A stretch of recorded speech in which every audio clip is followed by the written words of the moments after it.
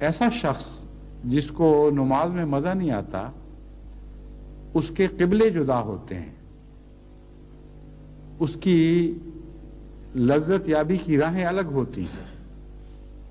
اس کے سامنے کوئی دوست ہوتا ہے، کوئی مطلوبہ چیز ہوتی ہے، کوئی اور ایسی طلب ہوتی ہے جس کے ساتھ اس نے اپنی حمد کو وابستہ کیا ہوتا ہے۔ بس لذت تو وہاں آتی ہے جہاں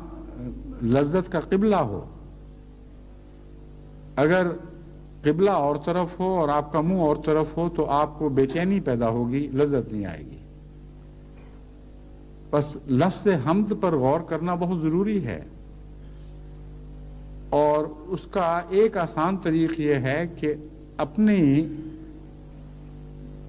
ذات کا تجزیہ کیا جائے، اور انصاف کے ساتھ اور تقویٰ کے ساتھ انسان پہلے یہ تو معلوم کرے کہ مجھے کون کون سی چیزیں اچھی لگتی ہیں، کون کون سی چیزیں ایسی ہیں جن سے مجھے پیار ہے۔ ان چیزوں کو اگر نماز کے ساتھ باندھ دیا جائے تو نماز بھی پیاری لگنے لگے گی۔ اس مضمون پر غور کرتے ہوئے حقیقت میں انسان کو بڑی وسیع نظر سے اپنی ساری زندگی اور اس کے مقاصد کا جائزہ لینا پڑے گا، اور وسیع نظر سے ہی نہیں بلکہ گہری نظر سے بھی۔ اور جب انسان اپنے حمد کے مقامات کا تعین کر لے کہ میرے نزدیک یہ چیز باعث حمد ہے، یہ چیز قابل حمد ہے، یہ چیز تعریف کے لائق ہے، تو اس وقت الحمدللہ کا ایک اور مضمون اس کے سامنے ابھرے گا۔ وہ جب غور کرے گا تو جو چیز بھی اس کو اچھی لگتی ہے، اس کو اچھا بنانے میں خدا کی تقدیر نے کام کیا ہے،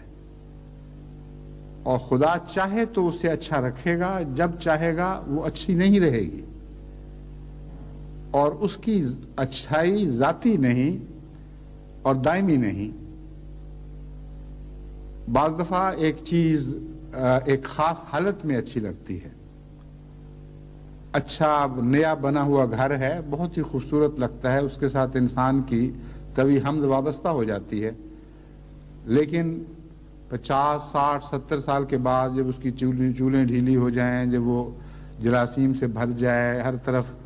اس کا رنگ اجڑ جائے، اس کا نقشہ بدلنے لگے، چیزیں ٹوٹ ٹوٹ کر گرنے لگیں، تو اسی گھر سے وحشت ہوگی، حمد رفتہ رفتہ اس کو چھوڑ دے گی۔ ایک